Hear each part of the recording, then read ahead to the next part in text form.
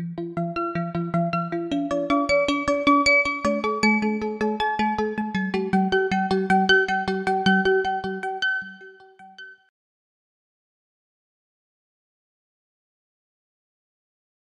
were talking about the fair market value. Could you explain what is the fair market value and how we can know the fair market value and we can determine the fair market value of the advantage?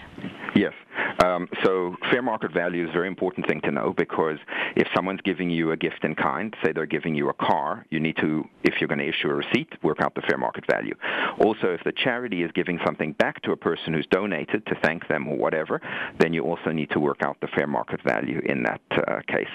So the definition is somewhat long. People can find it on the CRA website as well as in other places. But the definition of fair market value is essentially the highest price expressed in dollars that property would bring in an open and unrestricted market between a willing buyer and a willing seller who are both knowledgeable, informed, and prudent, and who are acting independently of each other. Okay? So it's quite a complicated definition. The mistake that some people make is they see the first three words, it says the highest price. But if it was just that, then it would be very simple. You would just say the highest price. You wouldn't have to go through this long definition. The fact is that fair market value needs to be very carefully determined, and in some cases it's easy to work out, in some cases it's not so easy to work out. If someone buys a new TV set from a major department store, it's on sale at 4 different places, you can see exactly what the price is, then it may be relatively easy to work out what they paid for it, what the fair market value of that item is, and that sort of thing. On the other hand, with some things like art, it could be quite difficult at times to determine the fair market value. And there are other things that also go into it, and that is, if you're buying one of something, the fair market value may be one thing, but the market is different if you're buying, say, 1,000 or 1,000,000 of it. So, for example, a person goes into a pharmacy and buys a toothbrush and pays $3. That could be fine. If you're buying one toothbrush, you pay $3. But if you're going to be buying 1,000,000 toothbrushes, no one who's acting prudently and who's knowledgeable would ever pay $3 for a toothbrush if they're buying 1,000,000 of it. And in that case, they may buy the toothbrush and order it directly from China or wherever it's made, and they would pay maybe 25 cents or 50 cents for the toothbrush. So it's very important to look at all those elements that are part of the definition, like what is the market, because if it's wholesale versus retail, if it's New York City versus Quebec City, the markets are different, right? Yeah. And if you're buying a lot of something, what would a knowledgeable, informed, and prudent person, so someone who really knows what's going on, acting prudently, what would they do? And in some cases, you can actually buy something. If you're just buying one of it, you may pay $1. But if you're buying a lot of it, you may pay even as little as 1/10 of a cent. So it's very important that people realize that the difference between the highest price and fair market value can sometimes be very, very different. So people need to look at that and make sure that they're working out appropriately the fair market value.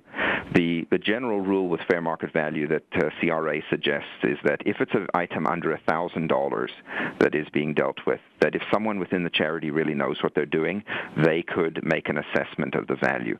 Over 1,000, they suggest that an independent third-party person who's got knowledge of valuation of that particular item and the area would get involved. So if you have a valuable coin collection being donated to a charity, you would go and find an independent, perhaps coin collector, or if it's a very big collection, maybe you would get two who would review it and let you know what they think the fair market value of the items are.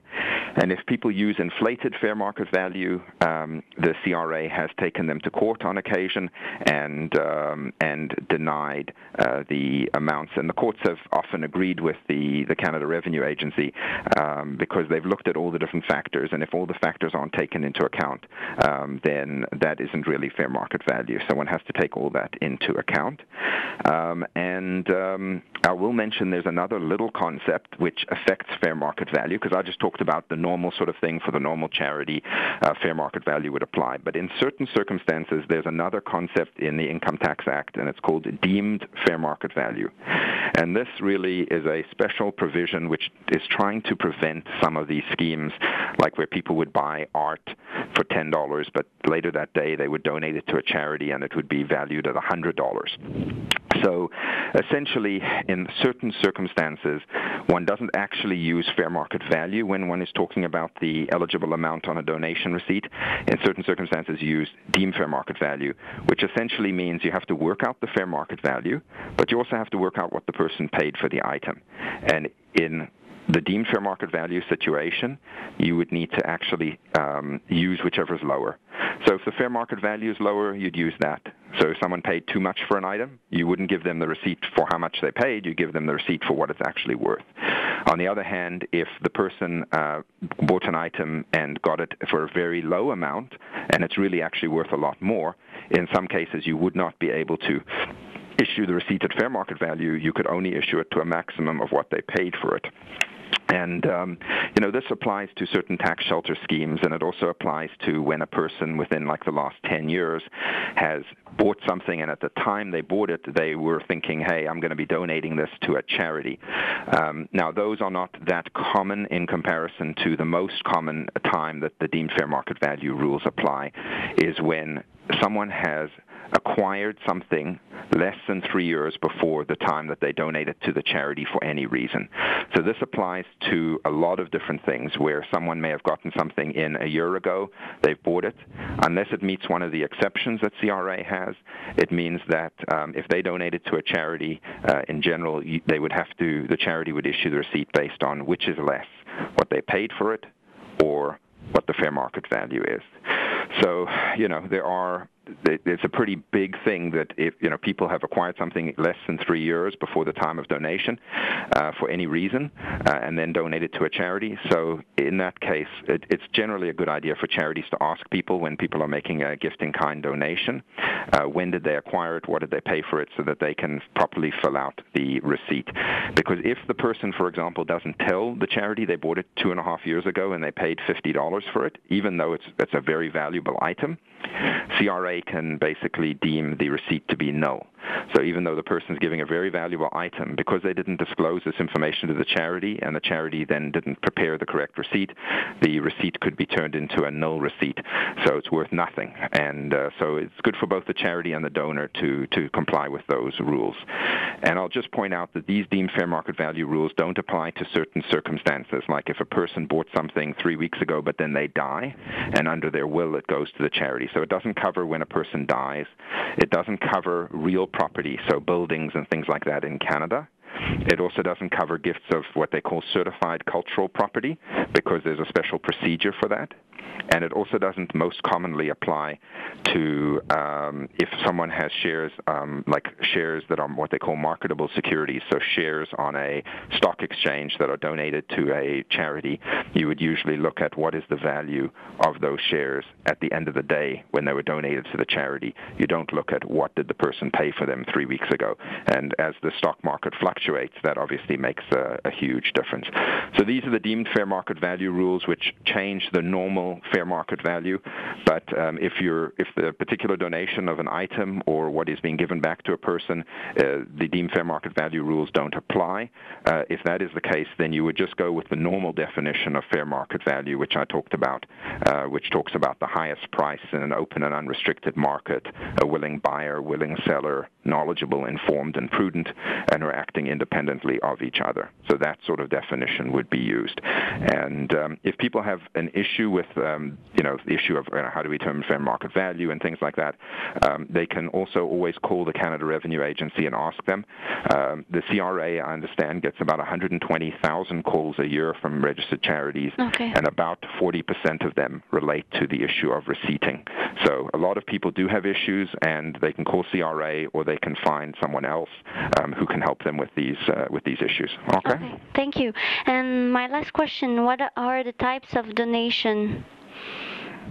Okay, so in terms of donations, there's I guess lots of different things that people can give to a charity, and generally it starts off with cash, and cash includes things like cash, the check, Visa, money transfer, that sort of thing. So that's one type of donation that a person can make to a charity, and most donations are in fact that. They're either cash or credit card, and they can sometimes be very simple because cash or credit card and the person doesn't get any advantage back.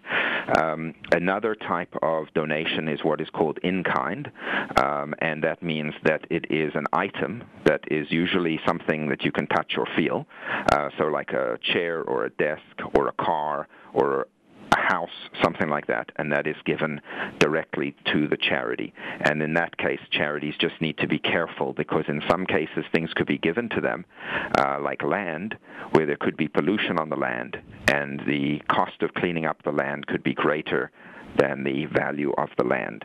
So those are, in terms of the general categories, donations generally would either be cash or in kind, and we must just remember that if people donate their time, what is called services, that generally would not be considered something that could be an official donation receipt could be issued for. Okay. Yeah. Thank you very much, Mr. Blumberg. If someone wants to contact you, can you give your website or also a telephone number so they can have professional services regarding the law and philanthropy? Yes, absolutely. The main website I have is globalphilanthropy.ca. And another website is canadiancharitylaw.ca. And if they go there, it has all my contact information. And my telephone number is 416-361-1982. And if people are interested, they can also email me. My email address is mark, M-A-R-K, @blumbergs.ca. BLUMBERGS.ca. And if anyone is on Twitter, they can follow me. My code on Twitter is Canadian Charity. Thank you very much. We will follow you on Twitter, and we invite people to follow you also. We will quit the interview right now. I just want to tell you thank you very much, Mark, for this interview. Okay, thank you, Lily. I very much appreciate you calling, and it was good to talk to you about these issues. Pour conclure sur les reçus de dons, 2 points importants à retenir. Premièrement, ce n'est pas n'importe quel organisme qui peut émettre un reçu de don. Deuxièmement, il faut s'assurer de respecter les règles que l'Agence du revenu du Canada a émises. La semaine prochaine, nous parlerons de la gouvernance. Merci de votre intérêt pour la chaîne philanthropie-québec.tv.